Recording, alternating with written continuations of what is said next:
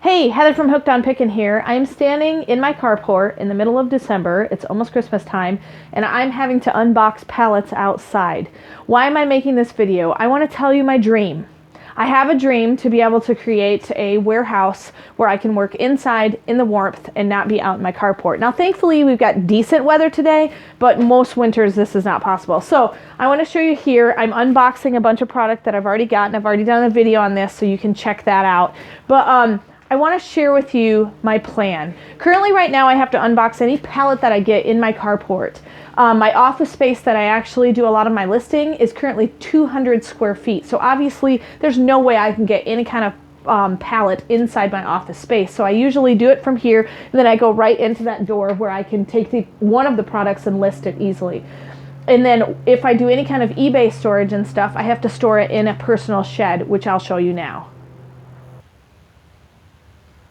So here's the shed that I was telling you about, and when I first started, I thought this will be a great place that I can store a lot of my stuff because it looks large, and surely I won't have that much stuff personally to put in there.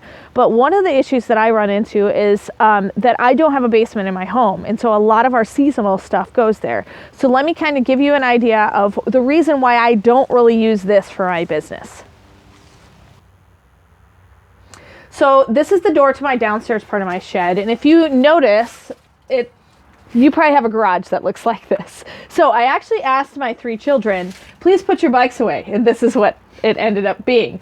And so as you can see, this is bikes and this is lawnmower, and I've organized this quite a few times with shelving and things like that, and it's just not conducive for what I need for business. For one, I'm having to walk a distance from my house to the shed. I don't have a basement. This is where a lot of our stuff gets stored. And if I can show you right here, this right here is primarily where we keep all of the Christmas tree and the Easter stuff, excess clothes, but then I'm hauling everything up and down the stairs, and that gets to be very tedious, especially when you're dealing with pallets like we started the video with. And so it's really, really hard to kind of move all that product at once and keep it stored in an area like that. So I talked about a warehouse dream, but really what I'm actually looking for is about a 20 by 30 separated garage. And so let me give you an idea of what I'm looking at for that. Okay, I want to give you reference on what I'm talking about when I talk about my Hooked on Pickin warehouse. I'm really looking at possibly doing a 20 by 30 garage type of building. I looked into the Morton buildings, the metal buildings, and then we would run into data issues and being able to get cell phone coverage and all of that. It's actually going to be cheaper for me to just build an actual solid structure with a concrete pad and a bay door. So what I'm talking about, what I want you to know is where I'm going to be working if we get this built. So this is my dream.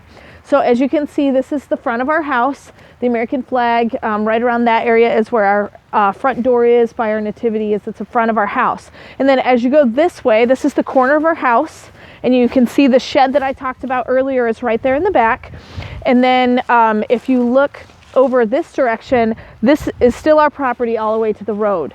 And so I would be able to build a 20 by 30 garage structure with a bay door and a regular walk-in door, and then a couple of windows, and then have a corner office. I already have a cubicle that I currently work with, so I wouldn't have to buy a desk or anything like that, and that would give me a separator wall from the product. It wouldn't be that difficult to heat. I could probably just use a window unit air conditioner and then put in some sort of smaller area heating type of situation. But I'd be able to wire it directly to our internet, or maybe even possible if the business blows up, do a separate internet and be able to deduct that tax-wise. But if you look over this way, our neighbor actually has similar to what I'm looking at building. They have a separate garage that she uses for different extracurricular activities that she does, but she's got a big bay door, and then on the side she's got an actual walk-in door just with a lock on it, and then she's got her own LP tank that heats it and her own air conditioning unit that heats it. And so that's similar to what I'm looking for. I think theirs is a little bit larger than what I'm looking for, but that way when I get those pallet deliveries, I could just pour a concrete pad and then a driveway here, and then come right off the road and drop my pallet right inside the bay door of my possible Hooked on Pickin warehouse, which is essentially a garage, a 20 by 30 garage that can be built by a local construction company here. So I'm looking at that. I'm dreaming big because I'm tired of working out of a carport. And make sure that you guys have goals so that you can dream big and make your business separate from your regular lifestyle living, so that when you come home, you can relax and it is home, and your business doesn't take over your entire household, which from time to time still happens to me. And so just wanted to let you in on my big dream secret, and wanting you to know what I'm looking forward to being able to do in the year 2018. And remember, in the end, Jesus wins.